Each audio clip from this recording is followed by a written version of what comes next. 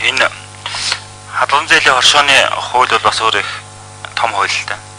2006-2007 оны тэр хадгалан зээлийн оршуудын дампуурлын үед бол бас улсын их хурл руу засгийн газар руу маш олон хүн дайрчихсан.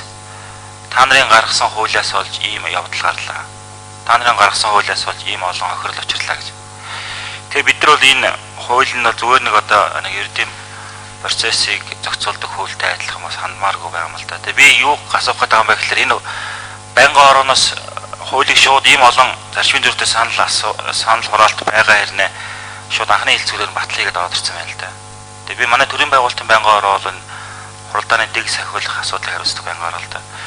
Сүүлийн үед ингээд байнгын ороодоос маш олон санал хураалт байгаад хахад шууд анхны хэлцүүлээр батлана гэдэг тэрхий тийж хандаад байгаа юм байна. Тэгээ байнгын ороонд дараагаас ингэж болохгүй хаа дахиад та нарыг үзээч.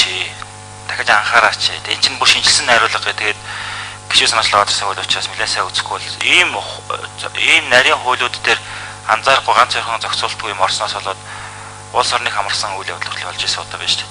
Тийм учраас энэ дээр дахиж анхаараач. Тэгээд энийг авч үзэх бололцоо байна уу? Тэгэхгүй бол бас ингэ анхны хэлцүүлгээр нэм олон санал хураалтаа шууд баталж болохгүй хаа гэсэн салт байгаа. Баярлалаа. За араас шүү.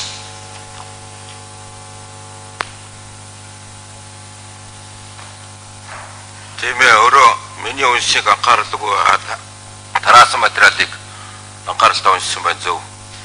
Тэгээд энийг өчигдөр эдийн засгийн байнгын ороон дээр яриад бас зарим нэг хадгалан зээлийн хоршоодоос санал нэмж ирсэн байна л. Яг 2 дугаарт нь 6 дугаар сард хуралдаж байсан санхүү юу төсвийн байнгын орооны хуралдаанаар уг асуудлыг аудитын талын асуудлыг одоо хэлцэх үеэр нэлээд яриа хөрөө болж ирсэн. Энэ бүгдийг харгалзаж үзээд заавал анхны хэлцүүлгээр одоо батлуулах гэж зүтгэх хэрэггүй юм а гэж үзсэн болно.